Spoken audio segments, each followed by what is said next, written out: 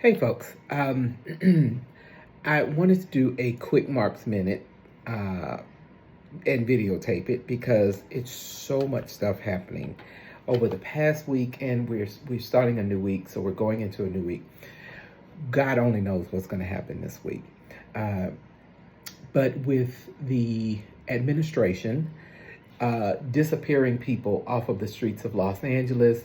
Last week, towards the end of the week, of course, we all know that we got completely wrapped up in what was actually happening in California. And I think that is, it's absolutely appropriate that we should have been caught up in paying attention to that. But I also want us to be able to chew gum and walk at the same time. I want us to be able to look over here, but also pay attention to what's going on over there. So in the spirit of that, I want to make sure that we are keeping our eyes to what is happening in Washington, D.C. on the Hill right now. In this big, bad, beautiful, bitchin', whatever they're calling this bill now, I want to make sure that we are paying attention to the Congress, to the House, and that we are keeping our eyes on Mike Johnson's lying ass. Every time he gets on TV and opens his mouth about this bill, it is one lie after another after another. So what I thought was appropriate this evening was I lined out 8 pieces and or parts of the bill that literally these are the 8 things that are in the bill at a very high level.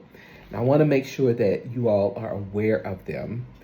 And I want you to think about what does that mean, especially for the African American, the Black community in America. I want you to think about what it means for whatever community that you're coming from as you might see this video, but I am specifically thinking about it from the lens of the African American community, right?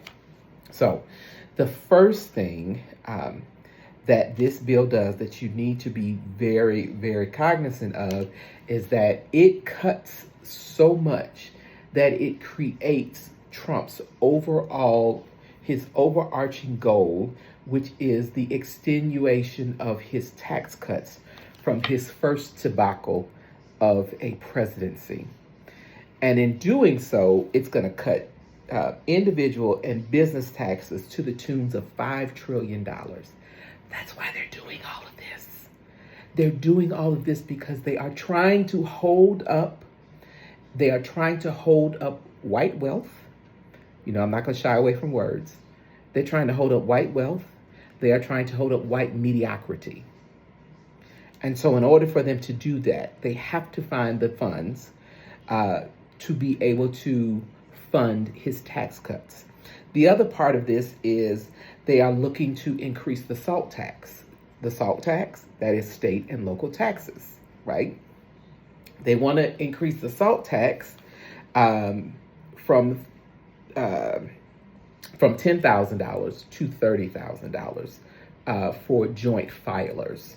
And basically what that does is it just offers for a larger increase in the SALT tax was basically put forward for states that had higher tax rates. So it offers for a more money to actually come back to joint filers who are paying more out in taxes in some of these higher tax states, such as your Californias and your New York cities and your New Yorks and some of these other states that just pay more in taxes. The second thing, parents and older workers will face work requirements for food stamps, or better yet, for SNAP benefits. Here's what you need to know. Persons who are receiving food stamps, most likely they already work. And the reason why they are receiving them is because their employer is not paying them enough money to be able to subsidize that part of their budget so that they can have more money to put towards much more nutritious food, not only for themselves, but for their children. So now this bill is saying that those people who work do not work, and they have to go and get work so that they can earn food stamp benefits. Most asinine thing I think I've ever heard. Howsoever, it is what it is. That is what they're saying. Thirdly, cuts to Medicaid are coming. Why does that matter to communities of color? Well, especially for Black folks. When loved ones age on and they cannot afford to stay in homes, families cannot afford to provide 24 hours of care for those persons, most of the time it becomes necessary for them to go into nursing homes. What pot of money pays for nursing homes? It's Medicaid.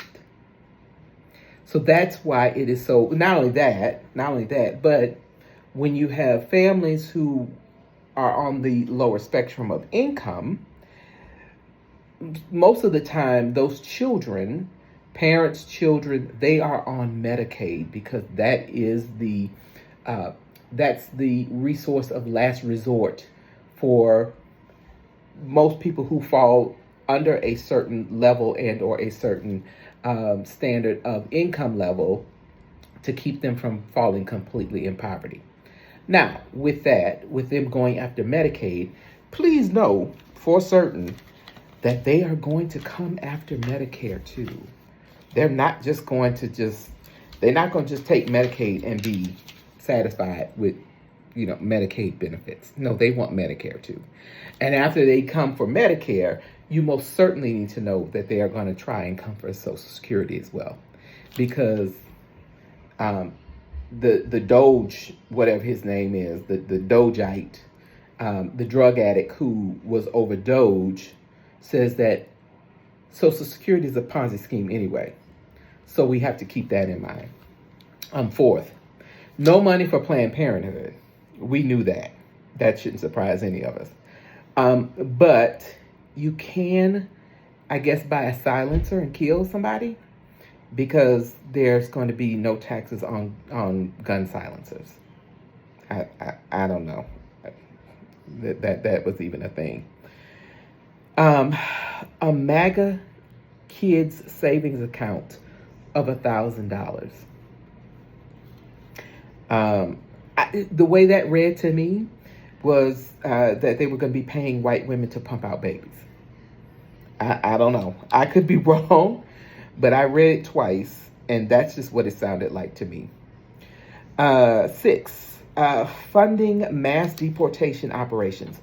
$46.5 billion to finish Trump's wall. That's what it said. So really what they are looking to do is, their goal is to get rid of 1 million immigrants. And they want to house 100,000 of them, of those that they do not get rid of. They want to house 100,000 of them in these made-up concentration camps. So that's what they're looking to do. Now, y'all know, he ain't finished no wall the first time that he said he was going to do this, that he put this foolishness into practice. He's not going to finish it this time. But most of this stuff is coming from his little baby Hitler-in-chief, Stephen Miller, anyway. So we can be rested assured that the reason why that's in the bill is because Miller wanted that in the bill. Taxation on university endowments and overhaul of student loans at the cost of $330 billion. That was important because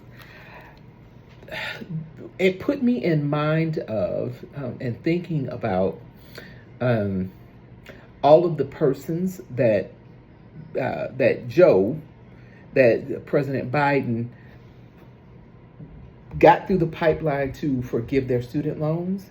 They are looking for some kind of way, some kind of a loop to either recoup some of that money and or make sure that no court system will find in favor of what the previous administration did, and to continue to push those people through the pipeline, because there are millions of people. No, I shouldn't say millions. I think the last time I looked, it was probably somewhere around hundreds of thousands of persons whose applications have not even been processed. So that's why that's in the bill. Here's the other thing: drilling and mining on public lands. We know that in his first administration, there was this large push to be able to go into places and spaces that were designated as national grounds, that were Indian lands, that were public parks that needed to be protected. And we know they wanted to go in there. They did not give a shit about protecting any of that land, and they wanted to go in there and find the oil that was in the ground there. So they are attempting to do that here. So, lastly, last thing that it brings to mind for me is there is work to do, and I am going to always say, your faith without works. Y'all can pray until the sun falls out the sky. Your faith without works is dead. So the work that you need to do, if you care about any of these things, then over the next, now this is a several month process. It has left the House. It's gone to the Senate. The Senate is going to, in some way, shape, fashion, or form, the Senate is going to eviscerate this bill and send it back to the House. That's how it works. Bills start in the House, they go to the Senate, they go into committee. If the Senate says, okay, this bill is fine, then we'll keep it as is. Otherwise, it goes into committee, and the Senate and the House go into negotiation. Okay? Then it goes back to the House, and it's up to the House to pass the bill.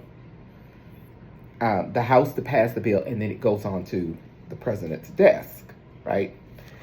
Your job is to call once, twice a week, next several weeks, because the point I was getting to is, this is a process. It's going to take several months to get to the point where they say this bill, this operating budget, this operating bill for the country is ready to be signed and is ready to go to the president's office. 202-224-3121. 202-224-3121. That is the number to the switchboard up on the Hill. Your assignment is to call not only your lawmaker, but to call those who are in direct connection with this bill.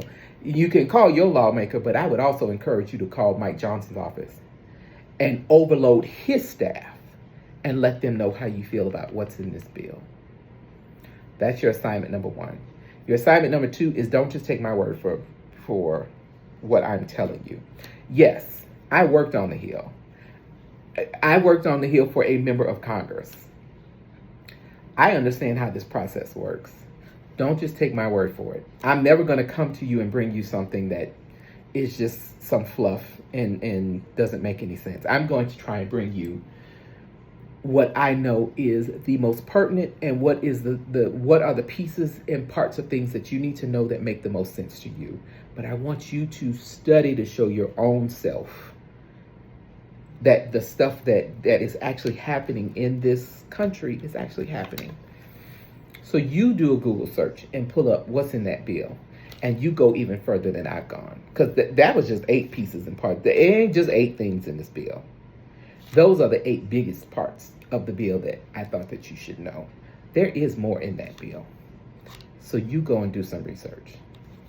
As always, if you have any questions for me, you please feel free to DM me to, whatever it is these days that people are doing to send messages. Send me a message. If I don't know the answer, I am the type of person to tell you I don't know everything, but if I don't know the answer, I will do the research. And then I will come back to you and explain it to you in layman's terms that make the most sense to both of us. So with that, have a good evening. Thank you all for listening, and stay tuned for more of these minutes.